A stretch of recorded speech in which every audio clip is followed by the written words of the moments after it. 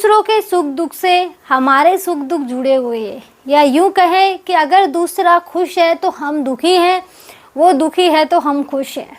हम ध्यान रखते हैं, हमारा माइंड यही काम करवाता है हमसे कि देख पड़ोसी दुखी है सुखी है। वो दुखी हो गया, मान लो उसने गाड़ी खरीदी तो आप दुखी हो, वो पैसे आ गए उसके पास, उसने गाड़ी खरीद ली। वो दुखी है, उसका कुछ बिक गया या कुछ प्रॉब्लम आ गई, कोई बीमारी आ गई, अच्छा हुआ आ गई, अब आप खुश हो।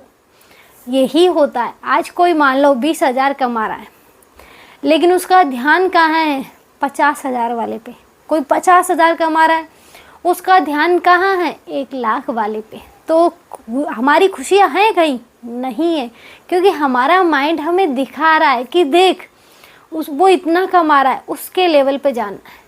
दूसरा कहता है वो जो इतना कमा रहा है वो उसके लेवल पर 20,000 वाला 50 पे आना चाहता है, 50 वाला 1 पे जाना चाहता है।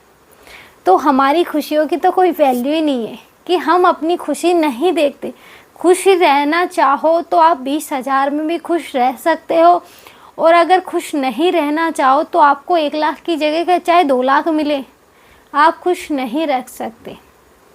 क्योंकि किसी चीज़ की कमी ना होने पर भी हमें दुख फील होता है। ऐसे लगता है कि कोई लाइफ में है ही नहीं, सब बोरिंग बोरिंग लाइफ लग रही है, कि पता नहीं क्या हो रहा है क्या नहीं हो रहा। पैसे हैं लेकिन हंसी खुशी वाला पल नहीं है। पैसे के पीछे ऐसे भाग रहे हैं कि सब कुछ पीछे रह गया। आज कोई नहीं है, पैसा है, पहले पैसा नहीं था सब है, आज पैसा है कोई साथ नहीं है। पैसा है तो कोई नहीं है, पैसा नहीं था तो सब थे। वो तो हम देखते हैं, अगर आप चाहो तो 20,000 में खुश रह सकते हो, अगर आप 50,000 वाले पे ध्यान ना दो तो। लेकिन उसके लिए आपको सबसे पहले अपने माइंड को स्ट्रॉन्ग करना पड़ेगा। हमारा माइंड हमें ये सिग्नल देता है कि देख वो इतने कमा रहा है, तुझे भी आने वाले टाइम में इतने कमाने हैं। तो हमारा माइंड हमें इतना परेशान कर देता है कि हम अपने हिसाब से नहीं चलते, हम माइंड के हिसाब से चलते हैं।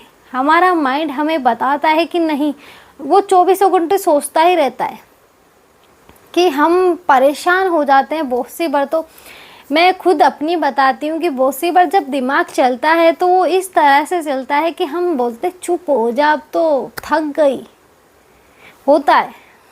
क्योंकि इतना परेशान, माइंड शांति नहीं रहता, दिमाग में कुछ ना कुछ चलता रहता है। उसने मेरे साथ ये कर दिया, उसने मेरे साथ वो कर दिया। हम खुशियाँ कहाँ ढूंढ रहे हैं? दूसरों में, जबकि दूसरों को खुश करने का कोई फ़ायदा नहीं, क्योंकि दूसरे कभी खुश नहीं होने वाले। अगर हम चाहें कि हम अपने फैमिली वालों को खुश रखें, उनके लिए बहुत कुछ करें, हम कोशिश भी करते हैं, लेकिन वो बोलते हैं ना कि 100 अच्छाई एक तरफ, एक बुराई एक तरफ। आपकी 100 अच्छाई एक बुराई के पर, एक बुराई उन पे भारी पड़ेगी। वो नेगेटिविटी है, वो पॉजिटिविटी है। पॉजिटिविटी दब जाएगी, नेगेटिविटी हावी हो जाएगी, जबकि वो 100 के बराबर एक है। तो सोच के देखो हम किनको खुश करने में लगे हैं। हम नहीं कर पाएंगे, क्योंकि लोग कब बदल जाए हमें नहीं पता।